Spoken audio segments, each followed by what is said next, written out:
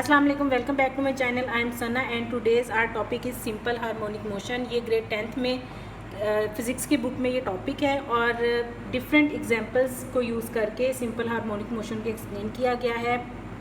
और आज की इस वीडियो में I will explain with the help of a spring example.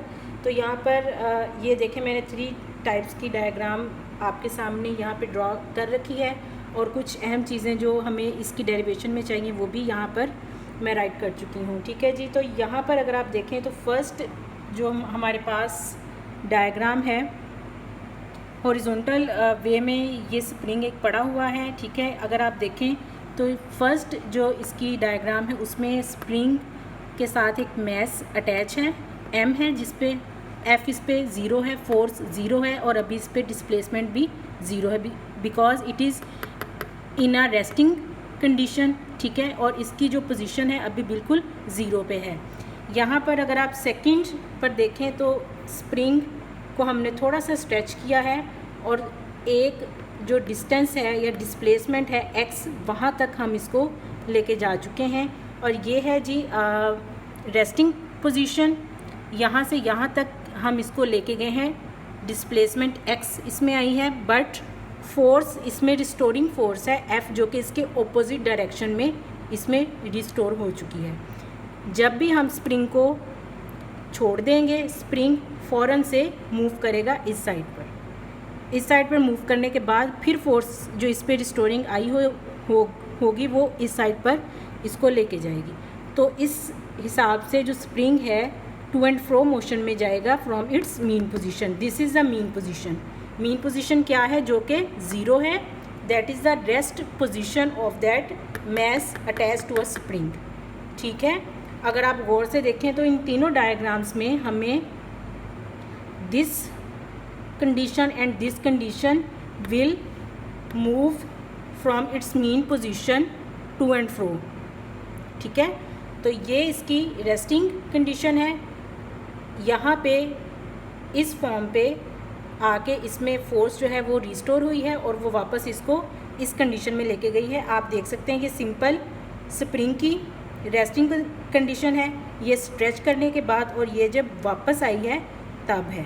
ठीक है, तो ये अगर आप इसको गौर से देखें तो ये इसका पॉइंट ए है जहाँ हम डिस्प्लेसमेंट जो इस मैस की डिस्प्लेसमेंट है उसको लेके जाएंगे, और ये ओ है, ओरिजिन इसको हम कह देंगे, और यहाँ पर एफ भी 0 है और डिस्प्लेसमेंट भी 0 है। सेकंड डायग्राम में जो एम है, जो इसका मैस है, उसकी डिस्प्लेसमेंट हम एक्स से शो कर रहे हैं और ये एरो से उसकी फॉर्म का पता चल रहा है। यहाँ पर अगर आप देखेंगे तो जो डायग्राम 3 है उसमें जो एक्स है वो हमारा मीन पोजीशन से उसका बैकवर्ड पे है। ठीक है, और इसका जो एफ है, इसकी जो फोर्स है वो सामने की तरफ जा रही है।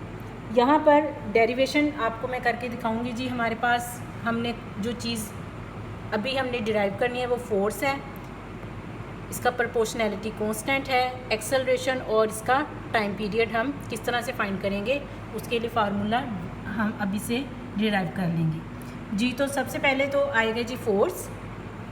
फोर्स एक्चुअल में इसकी मैंने आपको बताया है जी रिस्टोरिंग फोर्स होती है। तो ये माइनस kx, ये क्या है? असल में फोर्स जो है is directly proportional to its displacement. ये मैंने लिख दिया जी, डिस्प्लेसमेंट x है और फोर्स f है। तो force is directly proportional to minus k। Force is directly proportional to displacement.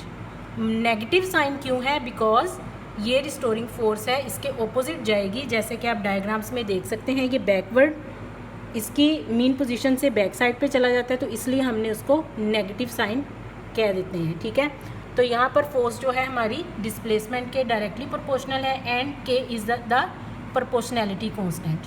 ठीक है, या उसको हम स्प्रिंग कांस्टेंट कहेंगे इस एक्सपेरिमेंट के अकॉर्डिंग। तो के इस इक्वेशन में से हमने के को डिराइव करना है। Then X will be on this side, F के ओवर में आ जाएगा और नेगेटिव साइन साथ में आ जाएगा। तो ये हमारे पास स्प्रिंग कांस्टेंट की वैल्यू आ जाएगी। जब भी हमने किसी न्यूमेरिकल में स्प्रिंग कांस्टेंट को फाइंड करना है we will use this formula, और जब भी हमने फोर्स को फाइंड करना है तो हम इस फार्मूले को यूज़ करेंगे। आइए जी अब आते हैं जी एक्सेलरेशन की तरफ। हम जानते हैं जी एक्सेलरेशन का जो formula normally F is equal to ma है। जैसे कि आपको पता है कि F is equal to ma हम ऑलरेडी जानते हैं, ठीक है जी। अब इसकी जो वैल्यू है we will put over here, k is equal to F की जगह पे हम ma ओवर x, हाँ जी। तो ये हमारे पास आ जाएगी k की वैल्यू जब हम f की वैल्यू इसमें पुट कर देंगे उसके बाद। अब यहाँ पर एक्चुअली हम एक्सेलरेशन फोर्स भी कैलकुलेट कर चुके हैं, स्प्रिंग कांस्टेंट भी। अब बारी आती है एक्सेलरेशन की। तो यहाँ से एक्सेलरेशन हमने फाइंड करनी है। उसके लिए हम लोग क्या करेंगे, एक्सेलरेशन को एक साइड पे रहने दें, इसको हम x इधर आके मल्टीप्लाई हो जाएगा और m यहाँ पर डिवाइड हो जाएगा, इधर आ जाएगा x मल्टीप्लाई होकर और m डिवाइड हो जाएगा और ये नेगेटिव साइन इस साइड पर आ जाएगा। ये हमारे पास एक्सेलरेशन की जो फार्मूला है वो आ जाएगा। यहाँ पर ये हमारे पास एक्सेलरेशन का फार्मूला, इसको मैं अरेंज कर लूँ ताकि हमें गलती ना लगे। k ओवर m यहाँ पर x आ जाएगा। तो ये हमारे पास एक्सेलरेशन का फार्मूला है। यहाँ पर ये अगर आप देखें तो इस सारी टर्म को हम स्किप करके, बल्कि ये इक्वल के साइन के साथ ये आ जाएगा प्रोपोर्शनैलिटी कांस्टेंट a, या आप कहें इसको acceleration is directly proportional to minus x, means acceleration is directly proportional to displacement, ठीक है। और नेगेटिव साइन क्यों है वो मैंने आपको पहले बता दिया है, वो है रिस्टोरिंग फोर्स की वजह से।